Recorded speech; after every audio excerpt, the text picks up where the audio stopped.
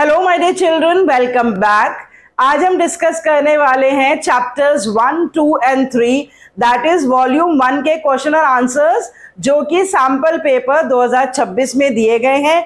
और ये सिर्फ क्वेश्चन आंसर्स का डिस्कशन नहीं होने वाला है, ये एक फास्ट फॉरवर्ड रिवीजन भी होने वाली है इन तीनों चैप्टर्स की, क्योंकि इस डिस्कशन में हम आंसर्स तो डिस्कस करेंगे ही करेंगे, लेकिन साथ साथ हम ये भी डिस्कस करेंगे कि टाइपोलॉजी ऑफ द क्वेश्चंस क्या है, किस तरह से लैंग्वेज ऑफ द क्वेश्चन को हमें क्रैक करना है, किस तरह से हमें कीवर्ड्स आइडेंटिफाई करने हैं, आंसर्स लिखते टाइम अगर सब्जेक्टिव आंसर्स हैं या केस स्टडीज हैं तो क्या छोटे छोटे पॉइंट्स हम दिमाग में रखें कि हमारी प्रेजेंटेशन बहुत स्ट्रांग हो और हम बहुत अच्छे से मार्क्स स्कोर कर पाएं। तो ये आज का छोटा सा डिस्कशन बच्चों आपके लिए बहुत ही इंपॉर्टेंट होने वाला है अपकमिंग टर्मिनल एग्जाम्स के लिए भी, और डेफिनेटली जो आपके बोर्ड एग्जाम होगा 2026 का उसके लिए भी। तो चलिए शुरू करते हैं discussion of the questions from chapters 1, 2 and 3 with a fast forward revision of these chapters.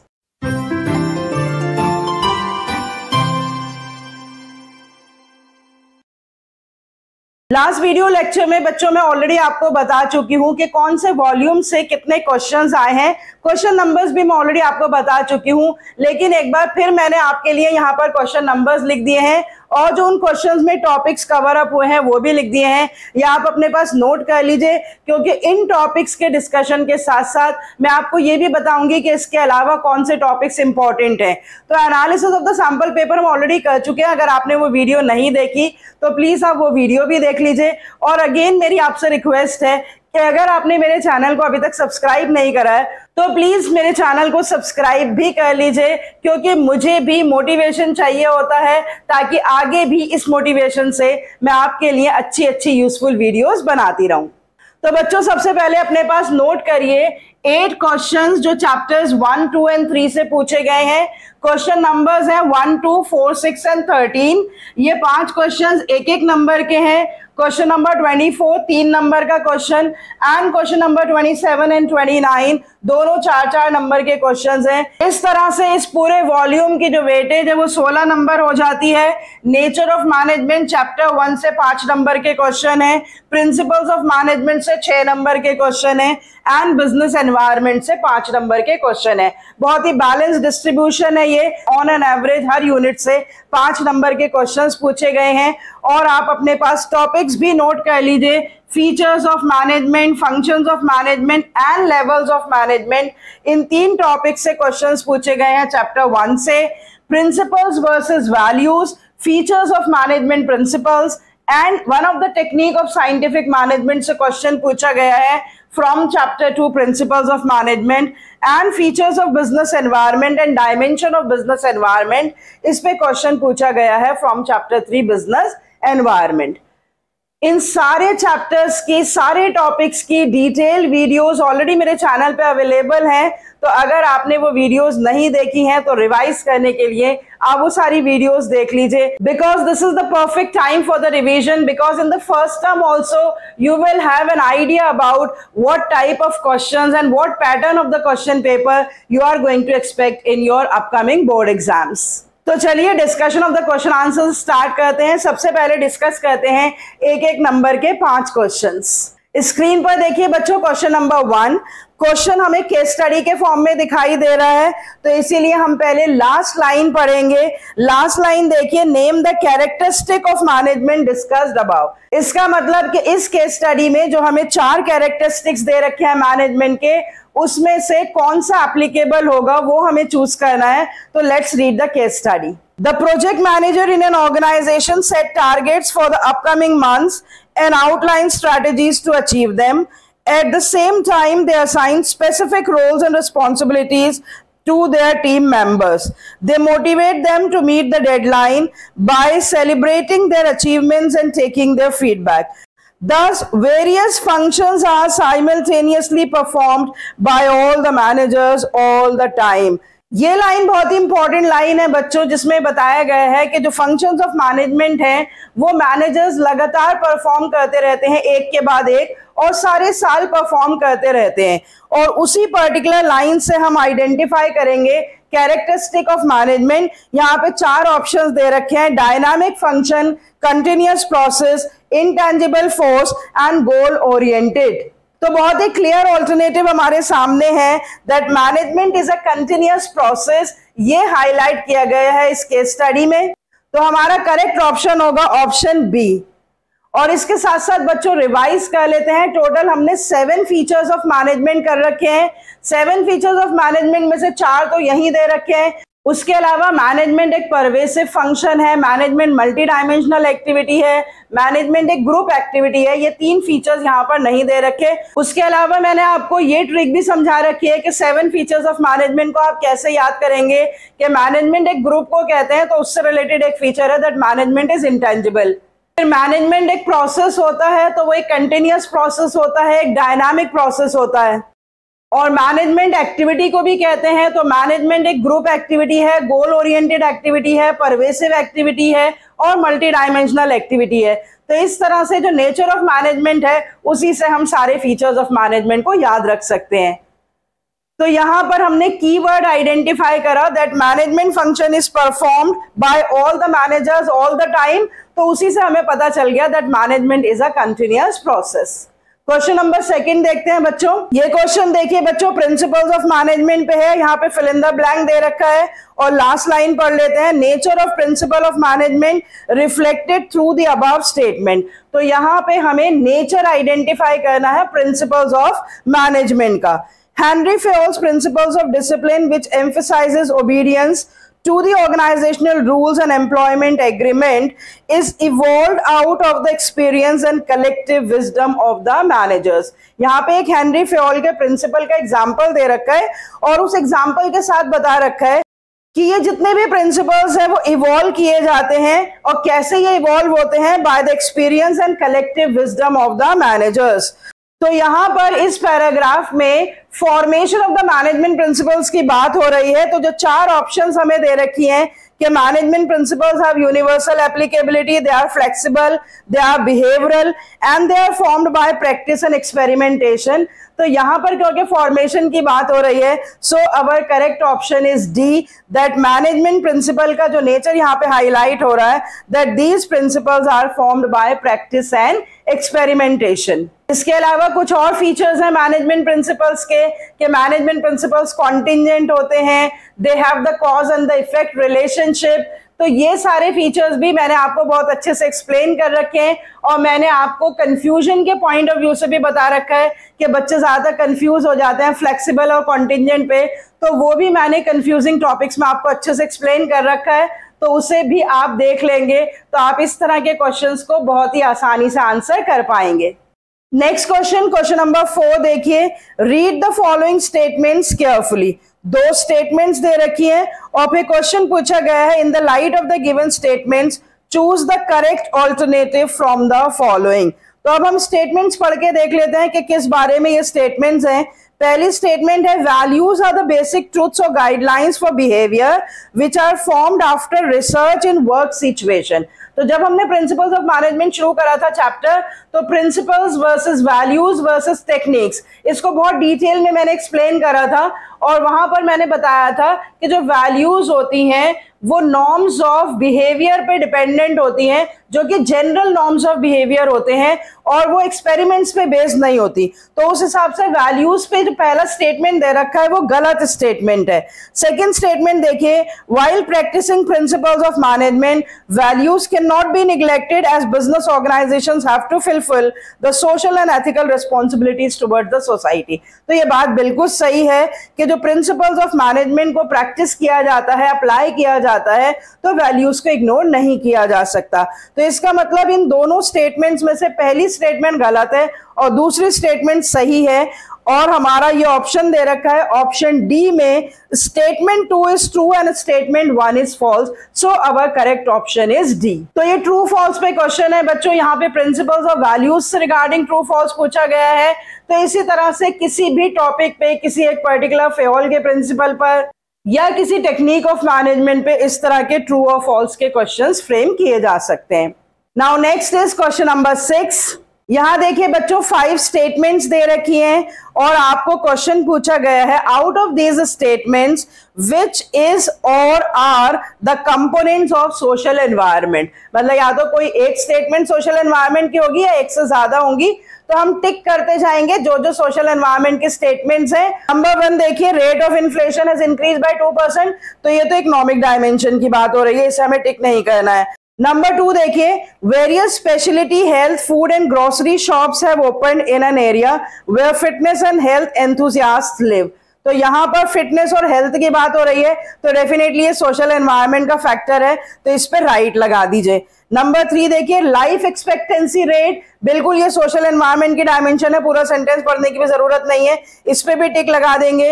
Number 4 देखिए company in its human resource manual discloses a zero tolerance policy for racial discrimination and discriminatory practices against employees with a disability, ये भी social dimension का ही example है, इस पे भी टिक कर लीजिए। नंबर 5 देखिए the advertising standards council of India prohibits the advertisement that promotes products or services that are banned by law। तो यहाँ पर लीगल एनवायरनमेंट की बात हो रही है, तो इसको हम क्रॉस कर देंगे। तो जो हमने टिक करे 2, 3 एंड 4 टिक करे, और अब हम ऑप्शंस देख लेंगे। ए ऑप्शन है ओनली 2, बी है 1, 2, 3, सी है 2, 4, 5 और डी है 2, 3 एंड 4। तो 2, 3 एंड 4 हमारा करेक्ट ऑप्शन होगा, क्योंकि यही 3 हमने टिक करे हैं as the component of social dimensions of business environment. तो इसके अलावा बच्चों legal dimension, political dimension, economic dimension, technological dimension, इनके 3-3, 4-4 एग्जाम्पल्स आप याद कर लेंगे तो आपको सारी डायमेंशंस जो हैं उसके कंपोनेंट्स फिर से रिवाइज हो जाएंगे। तो यहाँ पर क्वेश्चन अगर सोशल डायमेंशन का पूछा गया है, तो इसी तरह का क्वेश्चन आपसे टेक्नोलॉजिकल, लीगल, इकोनॉमिक किसी भी डायमेंशन पे पूछा जा सकता है। लास्ट क्वेश्चन देखिए 1 मार्क का, क्वेश्चन नंबर 13। ये देखिए बच्चों मैच द फॉलोइंग का क्वेश्चन है। कॉलम 1 में वेरियस मैनेजमेंट के कॉन्सेप्ट्स दे रखे हैं, management hierarchy, coordination, organising and controlling. ये मैनेजमेंट की कुछ टर्म्स हैं, कुछ फंक्शंस हैं, और राइट हैंड साइड पे कॉलम 2 में दे रखे हैं उसकी एक्सप्लेनेशन।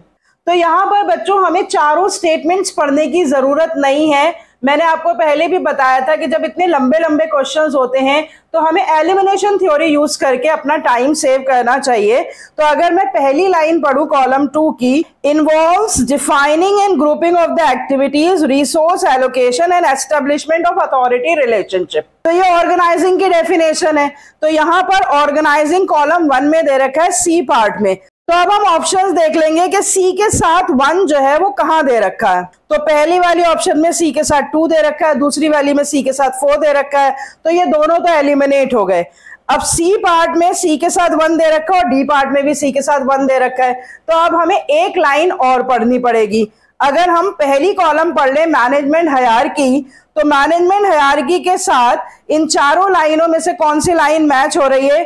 4th वाला पार्ट मैच हो रहा है। Refers to the different levels in the organisation created as a result of authority responsibility relationship binding individuals as superiors and subordinates. तो ए के साथ 4 देख लेंगे अब किस ऑप्शन में है। तो ए के साथ 4 जो है वो ऑप्शन सी में है। तो सी के साथ 1 और ए के साथ 4, अगर यही दो ऑप्शंस करेक्ट बैठ जाती हैं तो ये हमारा करेक्ट ऑप्शन आ जाता है सी में। तो हम सी ऑप्शन को सेलेक्ट कर लेंगे और टाइम मिले तो बाकी के 2 ऑप्शंस को हम वेरीफाई कर लेंगे। जैसे बी के साथ 3 है, बी है कोऑर्डिनेशन और 3 है it shows orderly arrangement of the individual and group efforts, तो ये भी ठीक बैठ रहा है।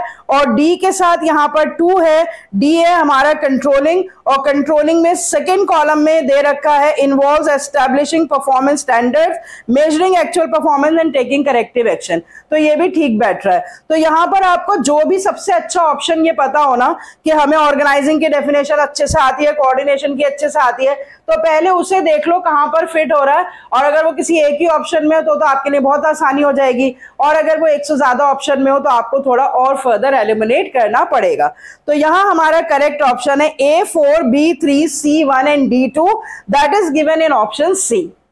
तो बच्चों ये एक एक नंबर के 5 क्वेश्चन हमने बहुत ही आसानी से डिस्कस कर लिए।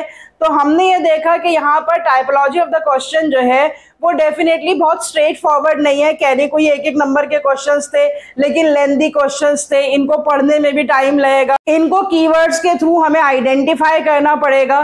तो इस तरह से मैं आपको पहले भी बता चुकी हूँ, क्योंकि अब हर दूसरा क्वेश्चन जो है वो कॉम्पिटेंसी बेस्ड क्वेश्चन होगा, तो हमें स्ट्रेट फॉरवर्ड क्वेश्चंस जो है वो नहीं मिलेंगे। यहाँ तक कि एक नंबर के क्वेश्चंस में भी ट्रू फॉल्स का भी बिल्कुल 2 स्टेटमेंट्स के साथ क्वेश्चन नहीं आएगा। वहां पर भी आपको 4-5 स्टेटमेंट्स दी होंगी और आपसे पूछा होगा कि इसमें से कौन सी ट्रू है, कौन सी फॉल्स है, या आपको केस स्टडी दी होगी, कीवर्ड्स के थ्रू आपको कॉन्सेप्ट्स को आइडेंटिफाई करना होगा। अब बचते हैं हमारे बच्चों 3 नंबर का एक क्वेश्चन और 2 क्वेश्चन 4-4 नंबर के।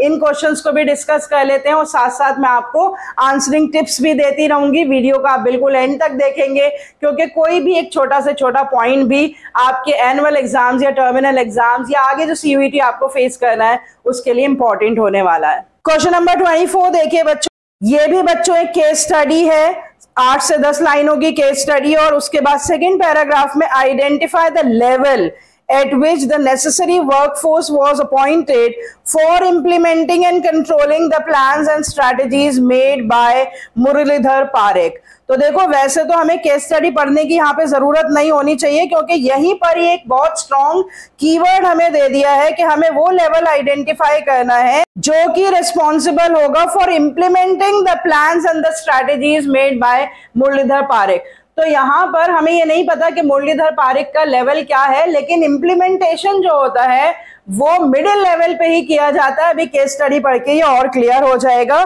What will they need to do to carry out this main task? State any 2 points। और पहले तो हमें एक नंबर में लेवल आइडेंटिफाई करना है, सिर्फ आइडेंटिफाई करना है, सिर्फ लेवल का नाम लिखना है, लेकिन उसके बाद दे रखा है स्टेट 2 पॉइंट्स कि वो क्या करेंगे उस लेवल पे।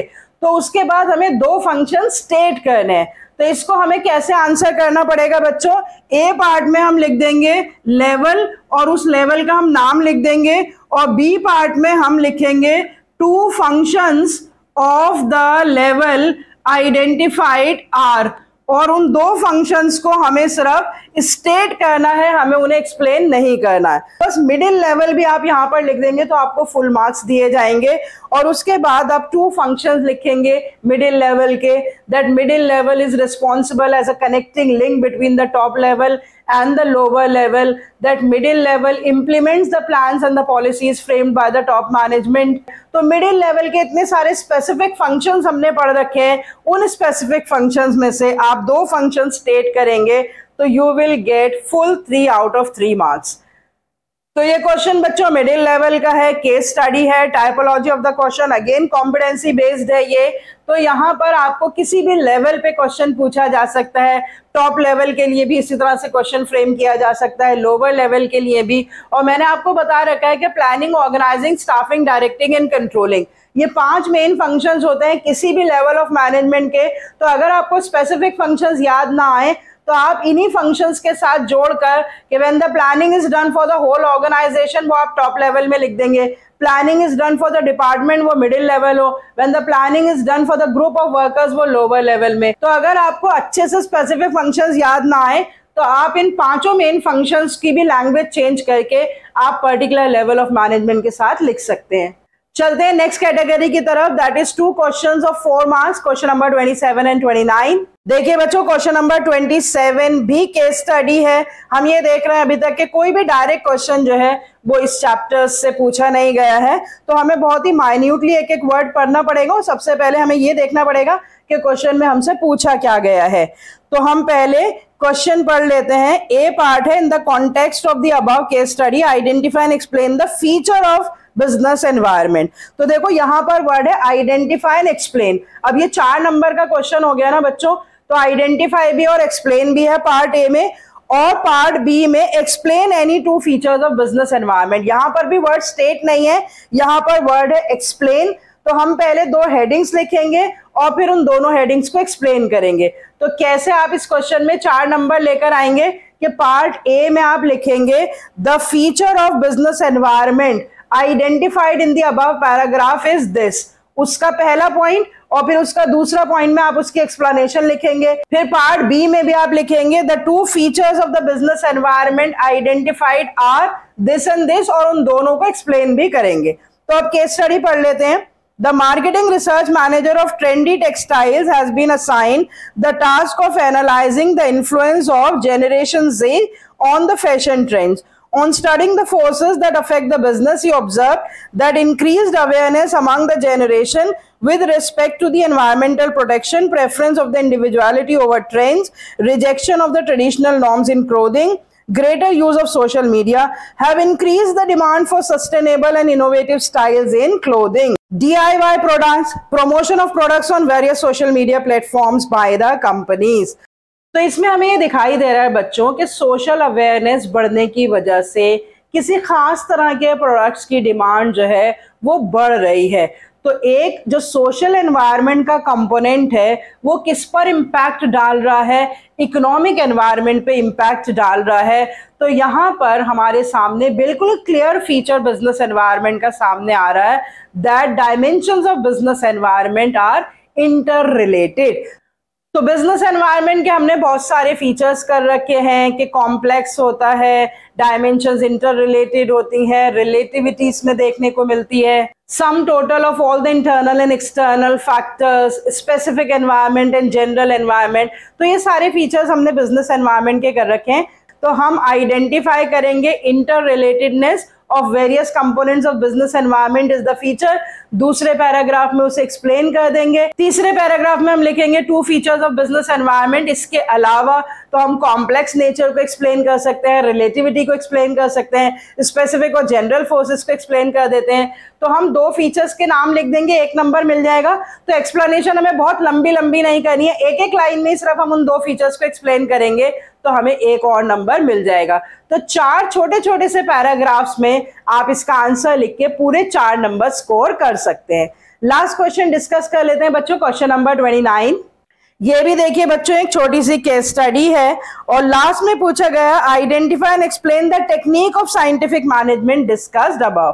तो हम केस स्टडी पढ़ लेते हैं और हमें टेक्निक आइडेंटिफाई करनी है साइंटिफिक मैनेजमेंट की। Functional foremanship, differential piece wage system, simplification, standardisation, scientific work study जिसके 4 पार्ट्स हैं, method study, motion study, time study, fatigue study. ये 4 मेन टेक्निक्स है साइंटिफिक मैनेजमेंट की। तो जैसे ही हम केस स्टडी पढ़ेंगे हमें पता लग जाएगा कि कौन सी टेक्निक हमें आइडेंटिफाई करके एक्सप्लेन करनी है। The factory manager of Manik Street's plant, Musaddi Lal, was in dilemma over workers shirking work. It was becoming very difficult for him to identify the workers who sometimes faked illness to skip the work, on various other times intentionally wasted the time, which led to underutilization of the resources. The job of the workers was very complex and intricate. He discussed the problem with one of his retired friends, Kanti Lal, who suggested him to appoint 8 supervisors who would be specialists in their own fields and would be assigned work according to his or her qualities। बहुत ही simple straight forward एक line हमारे सामने आ गई, appointment of the 8 specialist and the supervisors. So the technique we have to identify is functional foremanship, where in between the workers and the lower level, Taylor suggested the appointment of the 8 type of specialists, 4 at the planning level, 4 at the doing level. 4 specialists will do the task especially related to planning at the doing level, and the remaining 4 specialists will specially perform the work related to the execution of the work. They will guide about the execution of the work। तो ये 8 specialist के नाम, उसका एक diagram आप बना सकते हैं, उन 8 स्पेशलिस्ट की डेजिग्नेशन लिख के उनकी एक एक फंक्शन आप लिख सकते हैं। तो इस तरह से 4 नंबर का बिल्कुल ये क्वेश्चन है।